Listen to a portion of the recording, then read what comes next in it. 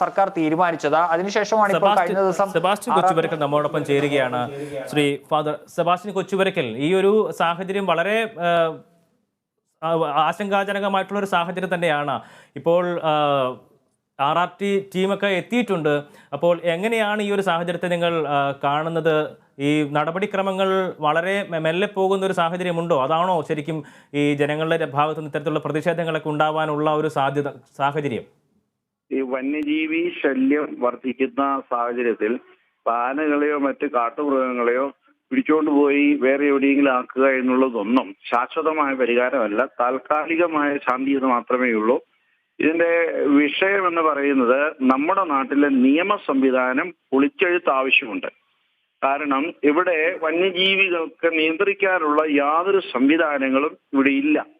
അങ്ങനെയുള്ള സാഹചര്യത്തിൽ വന്യജീവികളുടെ എണ്ണം വരികയാണ്. ഒരു വനമേഖലയ്ക്ക് ഒരു വാഹക ശേഷിയുണ്ട്. ആ വാഹക ശേഷിക്ക് അപ്പുറത്തേക്ക് അതിന്റെ എണ്ണം പെരുകിയാൽ അത് തീർച്ചയായിട്ടും ആ വനമേഖലയുടെ പുറത്തേക്ക് ഇറങ്ങും, അത് ജനവാസ കേന്ദ്രങ്ങളിലേക്കും അത് ശല്യം ഉണ്ടാക്കും. അത് എല്ലായിടത്തും അങ്ങനെയാണ്. ഇവിടെ ക്രമാതീതമായി കാട്ടുമൃഗങ്ങളുടെ ആന, കടുവ, കാട്ടുപന്നി എല്ലാ വന്യമൃഗങ്ങളുടെ എണ്ണം പെരുകിക്കൊണ്ടിരിക്കുകയാണ്. നമ്മുടെ കാട്ടിൽ അതിന് ചേരാനാവാത്ത, കാട്ടിൽ അതിന് ഉൾക്കൊള്ളാനാവാത്ത അവസ്ഥയിലാണ് പുറത്തേക്ക് വരുന്നത്. അതുകൊണ്ട് ലോകത്തിലെ എല്ലാ രാജ്യങ്ങളിലും വന്യജീവികളെ കർശനമായി അതത് വാഹക ശേഷിക്ക് ഉള്ളിൽ നിലനിർത്താൻ തക്കവിധം എണ്ണം ക്രമീകരിക്കാനുള്ള നിയമ സംവിധാനങ്ങളുണ്ട്. ഹണ്ടിങ് ഉൾപ്പെടെയുള്ള, വേട്ട ഉൾപ്പെടെയുള്ള കാര്യങ്ങൾ അനുവദനീയമാണ്. അങ്ങനെ ലോക രാജ്യങ്ങളിലെല്ലാം ഇതുപോലുള്ള നിയമങ്ങൾ നിലനിൽക്കുമ്പോൾ നമ്മുടെ രാജ്യത്ത് മാത്രമാണ് വന്യജീവികൾക്ക് വലിയ പ്രാധാന്യം നൽകി അവയെ ഒരു തരത്തിലും നിയന്ത്രിക്കാൻ സാധിക്കാത്ത രീതിയിൽ നിയമങ്ങൾ ഉണ്ടാക്കി വെച്ചിരിക്കുന്നത്. ഈ നിയമത്തിന് പൊഴിച്ചെഴുത്ത് വേണം, അതാണ് വേണ്ടത്. താൽക്കാലികമായ മുട്ടുശാന്തിയല്ല വേണ്ടത്. നിയമത്തിലൊരു പൊളിച്ചെഴുത്ത് ആവശ്യമാണ്. അതിന് ഗവൺമെന്റ് തയ്യാറാകണം. വനം പരിസ്ഥിതി മന്ത്രാലയവും അതുപോലെ സംസ്ഥാന ഗവൺമെന്റും എല്ലാം അതിന് സഹായകരമായ നിലയിലേക്ക് നടപടികൾ നീക്കണം.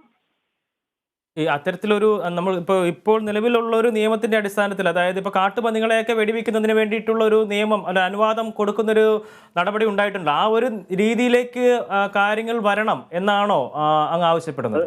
തീർച്ചയായിട്ടും കാട്ടുപന്നികളെ വെടിവെക്കാൻ അനുവാദം ഉണ്ടെന്ന് പറഞ്ഞാലും ഈ അനുവാദം വാക്കിൽ മാത്രമേ ഉള്ളൂ. അല്ലാതെ ഈ ധാരാളം നിബന്ധനകൾ ഇതിനെ പാലിക്കേണ്ടതുണ്ട്. അങ്ങനെ നിബന്ധനകളെല്ലാം പാലിച്ചൊരു കാട്ടുപന്നി വെടിവെക്കാൻ കാട്ടുപന്നി ഒന്നും കിട്ടത്തില്ല.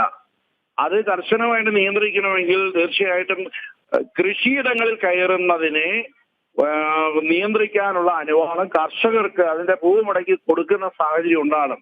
കാട് വന്യജീവികൾക്കുള്ളതാണെങ്കിൽ ജനവാസ കേന്ദ്രം അവർക്കുള്ളതാണ്.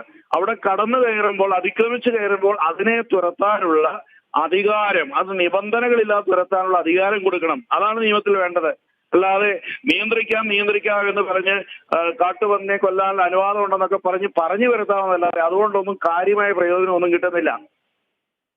അത് സംസ്ഥാനത്തിന്റെ മാത്രം ഒരു പരിധിയിൽ ഉണ്ടാവുന്ന ഒരു കാര്യമാണോ? അതിന് കേന്ദ്രത്തിന്റെ ഒരു ഇടപെടൽ ആവശ്യമല്ലേ?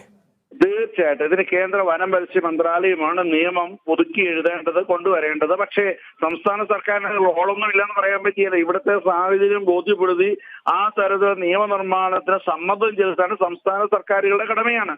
അവരത് ചെയ്യണം. ജനപ്രതിനിധികൾ അവരുടെ പണി എന്താണ്? അവർ ഈ കാര്യങ്ങളിൽ ജാഗ്രത പാലിക്കുകയും നിയമനിർമ്മാണ സഭയിൽ ഇതിനുവേണ്ടി ശക്തമായി വാദിക്കുകയും ചെയ്യണം. തീർച്ചയായും. ഒപ്പം തന്നെ ഈ ഇത്തരത്തിലുള്ള നിയമം അല്ലെങ്കിൽ ഇങ്ങനെയുള്ള ചില ഒഴിവുകൾ കൊടുക്കുന്ന സമയത്ത്, അല്ലെങ്കിൽ ഇങ്ങനെ നിയമം പൊളിച്ചെഴുതി കഴിയുമ്പോൾ അതിൻ്റെ ഒരു ദുരുപയോഗം കൂടി മുന്നിൽ കണ്ടുകൊണ്ടായിരിക്കും ഒരുപക്ഷെ ഇതിൻ്റെ ചർച്ചകൾ ഇങ്ങനെ നീണ്ടു പോകുന്നത്. ഞാൻ അങ്ങനെ വിചാരിക്കുന്നത്. ഒരു കാര്യമുണ്ട്, അതായത് ലോക രാജ്യങ്ങളിലെല്ലാം വന്യജീവികളെ നിയന്ത്രിക്കുന്ന സംവിധാനങ്ങളുണ്ട്. അതെങ്ങനെയാണ് ഇവരാരും പഠിക്കുന്നില്ലല്ലോ. എങ്ങനെയാണ് നോക്കണം. ഈ സാഹചര്യങ്ങൾ അവിടെയും ഇല്ലേ? ഈ സാഹചര്യങ്ങളെല്ലാം അവിടെയുണ്ട്. പക്ഷേ യാതൊരു കുഴപ്പമില്ല, നിയന്ത്രിക്കപ്പെടുകയും എന്നാൽ വന്യജീവികൾക്ക് അവരുടെ ആവാസ കേന്ദ്രത്തിൽ സുഖമായി കഴിയുകയും ചെയ്യുന്ന സാഹചര്യമുണ്ട്. അത് മനസ്സിലാക്കിക്കൊണ്ട് അതനുസരിച്ചുള്ള നിയമ സംവിധാനം ഉണ്ടാകണം. അതാണ് വേണ്ടത്.